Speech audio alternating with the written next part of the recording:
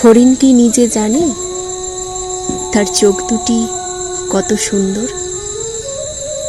তার সারা জীবন কাহিনী শুধু ভয়। সে ভয়ার্ত চোখে এদিক ওদিক তাকালে আমরা বলে উঠি, আহা, এ যে চকিত হরিণী প্রেক্ষণা। তার চামড়ায় স্নিগ্ধ রঙের ঝিলিক একদিন আমাদের পায়ে চটি জুতো হয়ে শোভা পায়। তাড়া খেয়ে সে যখন পালায়, আমরা মুগ্ধ হয়ে দেখি কি অপূর্ব তার ছন্দময় গতি।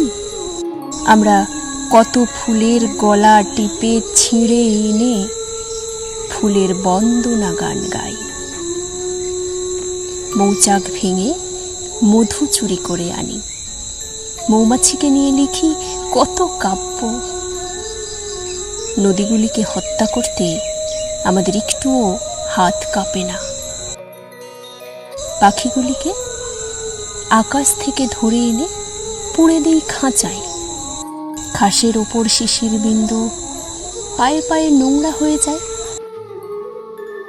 মাঝে মাঝে জঙ্গল থেকে দুটো একটা হরিণ ছিটকে আসে শহরে। তারা কিছু বলতে চায়, আমরা বুঝি না। রাত্রির বেলা একা একা পাখি ডাকে, নদী দীর্ঘশ্বাস ফেলে, আমরা শুনতে পাই না।